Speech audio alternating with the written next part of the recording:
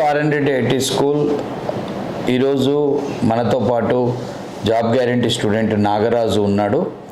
Nagaraju, so నీ qualification, past year, so ఎలా వచ్చావు, మీ హోమ్ టౌన్ ఎక్కడ చెప్పండి. నా పేరు నాగరాజ్ అండి.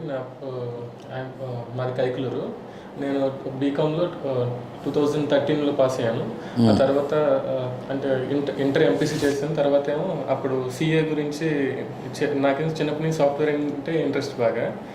తర్వాత ఇంటర్లో సిఏ అప్పుడు భూమిలో ఉంది అని చెప్పేసి బ్రెయిన్ వాష్ చేశారనమాట. ఇంకా సర్లేని అటు వెళ్ళాను. సిఏ చేసేటప్పుడు ప్యారలల్గా బీకామ్ చేయొచ్చు అంటే ఇంకా బ్యాక్ బీకామ్ చేశాను అనమాట. తర్వాత ఇంకా సిఏ ఒక 3-4 ఇయర్స్ చేసిన తర్వాత ఐసీడబ్ల్యూ ఇంటర్ అయిపోయింది కానీ సిఏ అవ్వలేదు.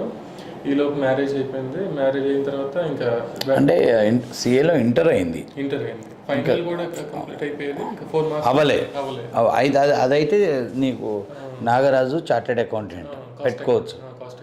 సో అది కొంచెం బ్రేక్ అయింది. తర్వాత ఇంకా సర్లే మ్యారేజ్ అయిన తర్వాత స్టడీస్ బ్రేక్ అయింది. తర్వాత డిజిటల్ మార్కెటింగ్, ఆండ్రాయిడ్ డెవలప్మెంట్ నేర్చుకున్నాను. ఇంకా ఆండ్రాయిడ్ యాప్స్ చేసి అంటే ఇప్పుడు మీరు చదివింది డిగ్రీయా? డిగ్రీ కింద లెక్కనా? డిగ్రీ కింద. It's graduation. బీకామ్ తర్వాత చేసావు? ఇది ప్యారలల్గా చేశాను. Okay, BCom completed. ఓకే. ఇంకా ఆండ్రాయిడ్ డెవలప్మెంట్లో చేసేవాడిని. డిజిటల్ మార్కెటింగ్ అయితే రెండింటి మీద బాగానే ఇన్కమ్ వచ్చేది. సరే, తర్వాత దాంట్లో కాంపిటీషన్ ప్రాబ్లమ్స్ అంటే డిజిటల్ మార్కెటింగ్లో నేర్చుకున్నావా? జాబ్ కూడా చేసేదా? జాబ్ చేయలేదు సార్. వర్క్ పర్సనల్గానే చేసుకున్నాను. ఆండ్రాయిడ్ యాప్స్ డెవలప్ చేస్తూ పర్సనల్గా చేస్తాను. ఈ కామర్స్ ప్రమోట్ చేస్తాను. వాళ్ళ ఇన్కమ్ బాగానే వస్తుంది. ఆ కాంపిటీషన్లో ప్రాబ్లమ్స్ వచ్చి ఇంకా సర్లే ఏదో ఒకటి స్టాండర్డ్ అనేది ఉండాలి, ఇలా జాబ్ చేద్దాం. సో అంటే ఆండ్రాయిడ్ యాప్స్ డెవలప్మెంట్ బిజినెస్ చేశాను.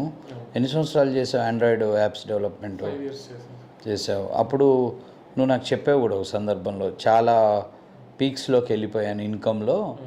అండ్ తర్వాత కాంపిటీషన్లో మొత్తం అది వల్ల బిజినెస్ అంతా డౌన్ అయిపోయి, ఇంకా ఆ తర్వాత ఒక రెగ్యులర్ ఇన్కమ్ ఉంటే బెటరు, ఇది కన్సిస్టెన్సీ ఉండదు అనేది మనోడికి ఎక్స్పీరియన్స్ అయింది. చాలామంది ఏంటంటే చిన్న ఏజ్లో డిఫరెంట్ ప్యాటర్న్లో బిజినెస్లో ఎక్కడో డబ్బులు వస్తుండేసరికి ఇంకా అదే జీవితం అనుకుంటారు. బట్ అది స్థిరంగా ఉండదు, చెప్పలేము. మనకు డబ్బు కూడా ఒకేసారి వచ్చినా దాన్ని నిలుపుకోవడం చాలా కష్టం. అది నీ విషయంలో జరిగినట్టు నువ్వు అన్నావు నాతో. డబ్బులు వచ్చాయా, డబ్బులంతా చాలా డబ్బులు వస్తే అక్కడిక్కడ వాళ్ళకి ఇచ్చాను, తర్వాత ఒక టైంలో ఇబ్బంది పడ్డాను. It's good experience. తర్వాత చార్టెడ్ అర్థం కాదు పెద్ద డబ్బులు వచ్చినప్పుడు. సో తర్వాత మరి నువ్వు ఇటు అదంతా పక్కన పెట్టేసి ఇటు వచ్చావు కదా. సో ఆల్రెడీ మ్యారీడ్, కిడ్స్ ఉన్నారా?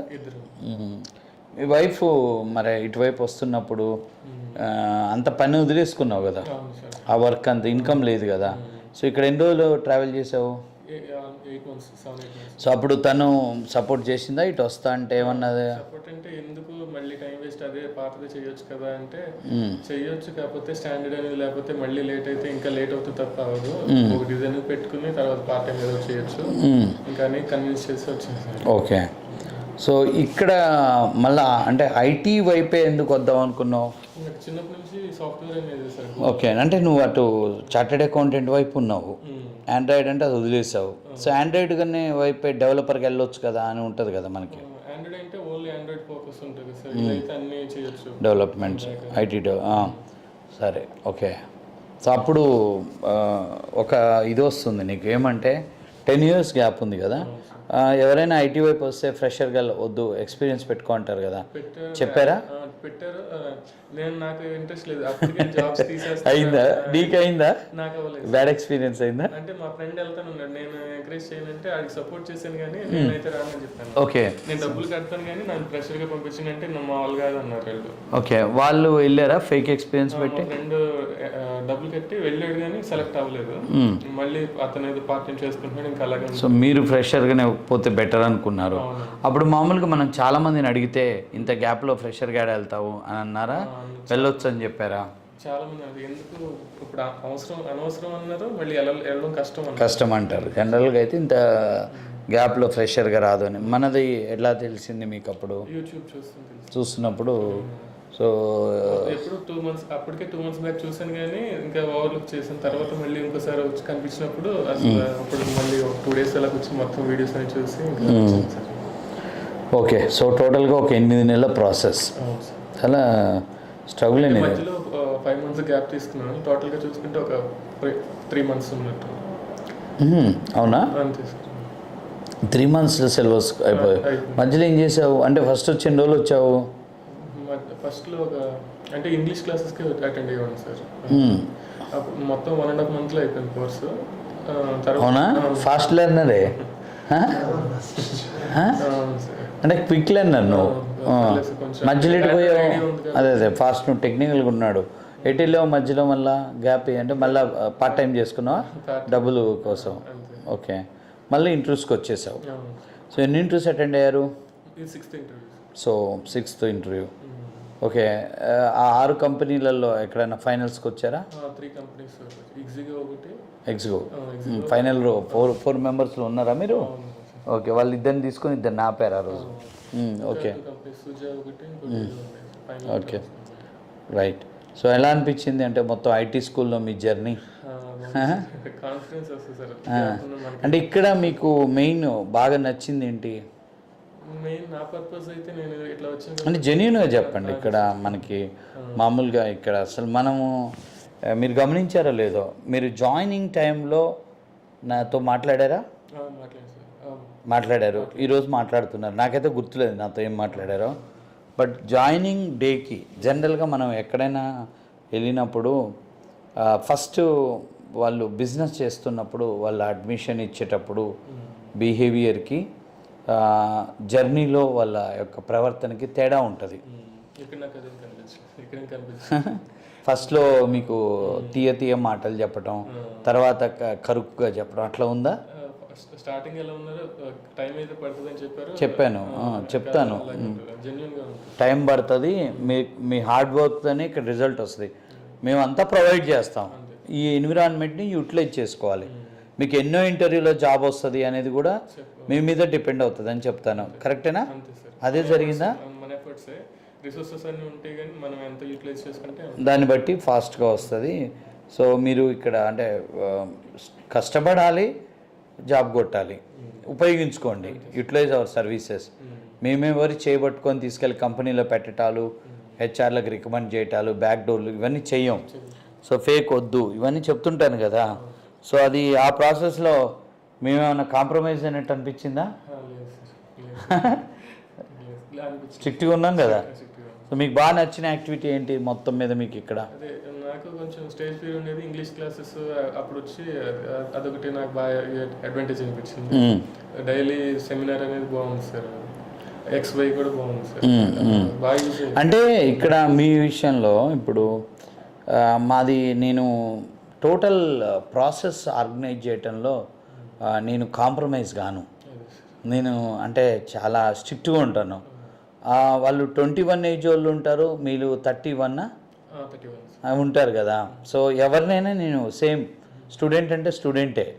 సో ఆ విషయంలో నేను కొంచెం కాంప్రమైజ్ కాలేను. డయాస్ ఎక్కానంటే నా బిహేవియర్ కొంచెం డిఫరెంట్గా ఉంటుందా? ఉంటాను కదా. సో అది ఏమనిపిస్తుంది, అది కరెక్టేనా?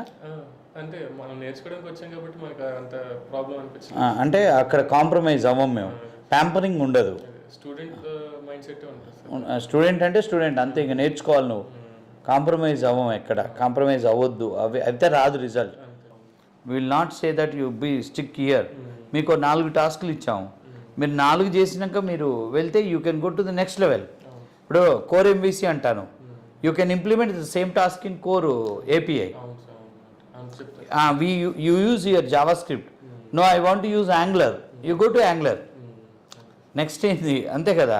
ఇప్పుడు మనం ఒక ప్రాజెక్ట్ చేసాం, ASP.NET చేయించాం. అదే ప్రాజెక్టు కోర్ MVCలో చేయమన్నాం. సో అదే ప్రాజెక్ట్లో కొన్ని ఫంక్షనాలిటీస్లో కోర్ API వాడమన్నాం, వ్యాలిడేషన్స్ JavaScript వాడాం, కొన్నిట్లలో you use what Angular also. So update అయ్యారా బాగా? ఏమేమి నేర్చుకున్నారు? ఇక్కడికి వచ్చే ముందు కంప్లీట్ చేస్తాను కానీ రివిజన్ అవ్వలేదు సార్. రివిజన్ అంటే 2 ఇంటర్వ్యూస్ వెళ్ళే వరకు రివిజన్ అవ్వలేదు. రివిజన్ అయిన తర్వాత కాన్ఫిడెన్స్ వచ్చింది. తర్వాత అప్పటి నుంచి ఫైనల్ రౌండ్స్కి వెళ్తున్నాను. ఇంకా ఇక్కడ ఎంబీసీ ఓకే తర్వాత ఎంబీసీ కోర్ కూడా వచ్చిన తర్వాత ఇంకా కాన్ఫిడెన్స్ వచ్చి ఇంకా అప్పటి నుంచి బాగుంది. యాంగులర్ కూడా మొన్నే టచ్ అయ్యింది కదా సార్. ఇంకా అదే ఇంకా యాంగులర్ ఒకటి ఉంది.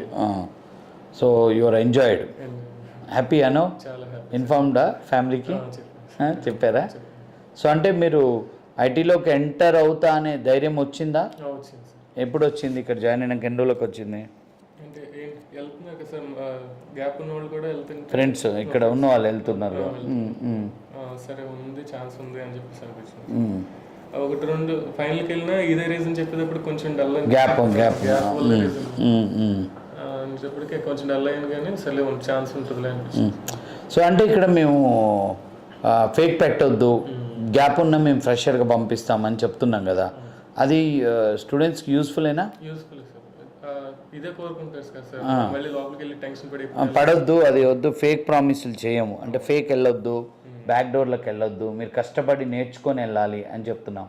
సో ఇది అంటే మంచిదే అంటారా? మీ అభిప్రాయం ఏంటి అంటున్నాను. అదే కావాలి సార్, నేను దానికోసం వచ్చాను కాబట్టి ఓకే, నేను అదే రికమెండ్ చేస్తాను సార్. సో అంటే చాలా పర్వాలేదా? ఇప్పుడు హ్యాపీయేనా? చాలా హ్యాపీ సార్, చాలా happy. Okay, so all the very best and forget about your past Android బిజినెస్లో మీరు ఎంత సంపాదించారో అదంతా పక్కన పెట్టండి. ఇది ఒక కన్సిస్టెన్సీ కెరియరు. ఏమంటారు, పరిగెత్తి పాలు తాగే బదులు నిలబడి నీళ్ళు తాగే, అంటే నిలకడ అనేది ఉండాలి. నేను మొన్న కూడా మీకు ఒకటి చెప్పాను, గుర్తుందో? మిమ్మల్ని ఉద్దేశించే చెప్పాను. మనం ఒక రోజు మన అకౌంట్స్ చాలా ఎక్కువ అమౌంట్ చూస్తాము, తిరగలబడ్డప్పుడు చిన్న ఐటెం కొనుక్కోవడానికి కూడా డబ్బులు ఉండని పరిస్థితి కూడా వస్తుంది అన్నాను. అది మీరు చూసారని నాకు అనిపించింది. నేను మొన్న క్లాస్లోనూ ఎవరో నేను చెప్పాను, మీరున్నారు ఆ రోజు, అంటే కొంచెం మిమ్మల్ని ఉద్దేశించి చెప్పాను. మనం బ్యాలెన్స్ చాలా చూస్తాము, ఒకరోజు చిన్న ఒక ఐటెం కొనడానికి కూడా మన అకౌంట్లో డబ్బులు ఉండని పరిస్థితి వస్తుంది.